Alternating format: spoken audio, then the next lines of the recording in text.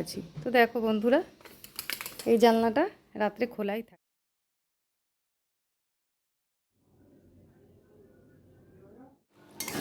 চাল কুমড়ো দেখা যাচ্ছে এখান থেকে, পাশের বাড়ির ওটা। গুড মর্নিং বন্ধুরা, এইচডি লাইফে তোমাদের সবাইকে স্বাগত জানিয়ে শুরু করছি আরেকটা নতুন ব্লগ। কেমন আছো তোমরা সবাই? আশা করি ভালো আছো, আমিও ভালো আছি। তো দেখো বন্ধুরা, এই জানলাটা রাত্রে খোলাই থাকে। তো এখন ঠান্ডা পড়ে যাচ্ছে, এখন আবার বন্ধ করেই শুতে হবে। এখনো পর্যন্ত তো খোলা থাকছে, আর এই যে এই দিকের জানলাটা বন্ধই থাকে। এটা দিনের বেলাও বেশিরভাগ খুব একটা খোলা হয় না, কেননা প্রচণ্ড মশা ঢোকে এই জানলাটা দিয়ে। আজকে খুলে দিই। দিনের বেলাটা এমনি সকালবেলায় খুলে রাখলে আর অসুবিধা হয় না, ঘরটা বেশ আলোই থাকে। আর ওদিকে ছেলের ঘরটা আমি আজকে সকাল সকাল মুছে চলে এসেছি। তোমাদের দাদা হয়তো সকালবেলায় কাজে চলে গেছে একটু চা খেয়ে। আর এই দেখো, এই ঘর মোছার জন্যও আমি জল নিয়ে এসে রেডি হয়ে গেছি। আর এই যে এক গামলা রেখে দিয়েছি, এগুলো কাচতে হবে। তো ঘরটা এখন মুছবো, মুছে এইগুলো কেচে তারপরে স্নান করে নেবো। একবারে স্নান করে তারপরে আজকে রান্নাঘরে যাব। তো চলো বন্ধুরা, সারাদিনে আর কি করি না করি দেখতে থাকো, সঙ্গে থেকো আমার, পরে আবার আসছি। দেখো বন্ধুরা, জামা কাপড়গুলো সব আমার কাচা হয়ে গেছে, আমি জল ঝরতে রেখে দিয়েছিলাম। এখন 10টা প্রায় 10-15 বাজতে চললো। এখন যাবো এগুলো ছাদে মেলে দিয়ে এসে তবে স্নান করব। তো চলো ছাদে যাই। তো বন্ধুরা দেখো, চলে এসেছি ছাদে মেলতে। আর এই কাচাকুচি যেন রোজকার একটা কাজ। একদিন যদি তুমি জামা কাপড় না কাচো না, দেখবে রেখে দিলে পরে পরের দিন কতগুলো হয়, তখন যেন আরও বেশি কষ্ট হয়। ওই জন্য না, রোজকারটা রোজ কেচে ফেলাই ভালো। আর আমার এই কাচার চাপটা বেশি আমার ছেলের জন্যে, জানো তো। কেননা ওর বাবা প্রতিদিন কাজের থেকে এসে কাজের জামা প্যান্টটা বেশিরভাগই ও নিজেরটা নিজে ধুয়ে দেয় সঙ্গে সঙ্গে। আর আমার জামা কাপড় জানোই তো, মেয়েদের জামা কাপড় খুব একটা কাচাকাচি বেশি লাগে না, কেননা আমরা ঘরে যে নাইটিগুলো পরে কাজ করি সেগুলোই। তাছাড়া এমনি বাইরে না বেরোলে পরে জামা কাপড় কিন্তু আমাদের কমই হয়, তাই না? তো বাসি কাজকর্মগুলো তো সব হয়ে গেল, এবার যাব স্নান করতে। তো ভাবলাম স্নান করার আগে একটু চুলটা গুটিয়ে নিই, সেই জন্য আবার ঘরে আসলাম। তো চলো বন্ধুরা, যাই স্নান করতে। স্নান করে এসে আবার তোমাদের সাথে কথা বলছি। তো বন্ধুরা দেখো, চলে এসেছি স্নান করে। আর মাথার সামনের দিকটাই ভিজিয়েছি, পেছনটা আর ভিজাইনি। আসলে আমার প্রচণ্ড ঠান্ডা লাগার ধাত। কেননা এই ঠান্ডা আসছে, যেহেতু শীতকাল আসছে, একভাবে এই পুরো ঠান্ডার সময়টা না আমার ঠান্ডা লেগে থাকে। আর চুলটা পুরো ভেজালে পরে শুকাতে সময় লাগে তো। আর স্নান করে এসে এখন যাব রান্নাঘরে।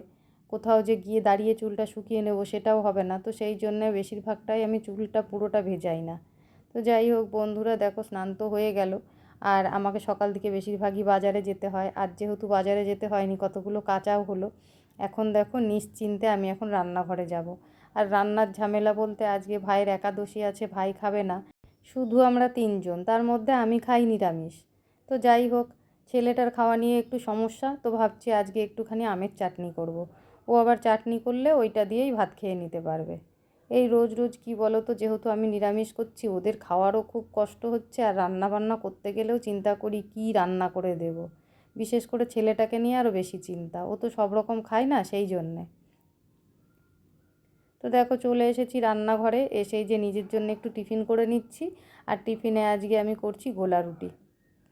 একার জন্যে আর কি এখন 2টো রুটির আটা মাখবো বলো তো, সেই কারণে গোলা রুটি করে নিচ্ছি। আমি বেশিরভাগ এটাই করি সকাল দিকে। তো চলো টিফিনটা সেরে নিই, তারপর আবার রান্না করব।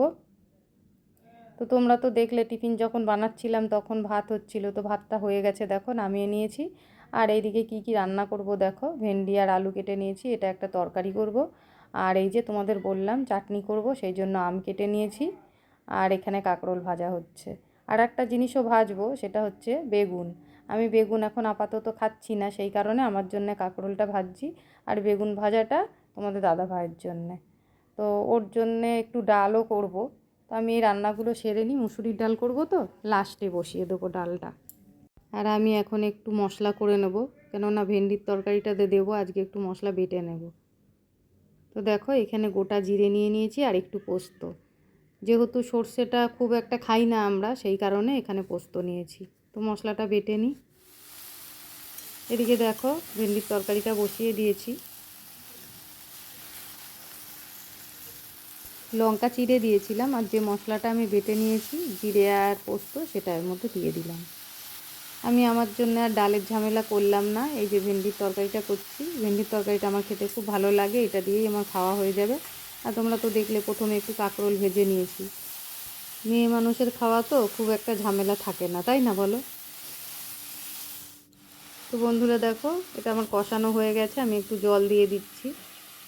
তো মোটামুটি অনেকক্ষণ ধরেই কষিয়েছি, সেই জন্য বেশি জল দিলাম না, অল্পই দিলাম। ভেন্ডির তরকারিটা আমার হয়ে গেছে, এবার নামিয়ে নেব। আর ওদিকে ছেলের জন্য একটু ম্যাগি করে নিচ্ছি।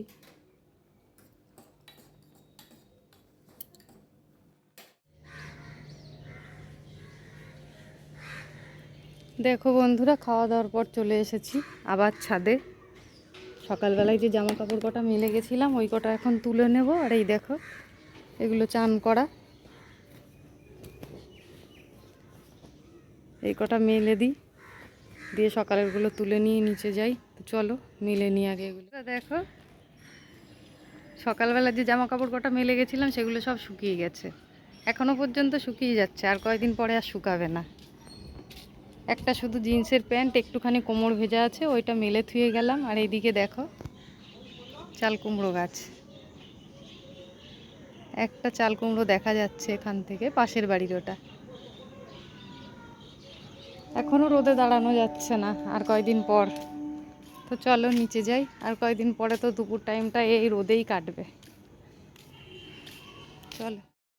বিকেল গড়িয়ে সন্ধেও লেগে গেছে, আর আমি চলে এসেছি দেখো রান্নাঘরে চা করতে। তো চাটা আমি আমার জন্যই করছি, যেহেতু এই সময়টা কেউ বাড়িতে থাকে না।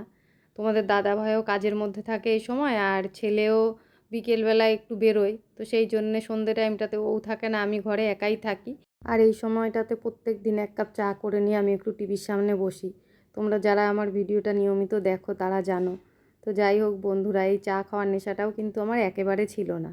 আমি সারা দিনের মধ্যে একবারই চা খেতাম, আর সেটা হচ্ছে সকালে। তাও আবার এই নেশাটাও আমার বিয়ের পরেই শুরু হয়েছিল, আর বিয়ের আগে আমি একদমই চা খেতাম না।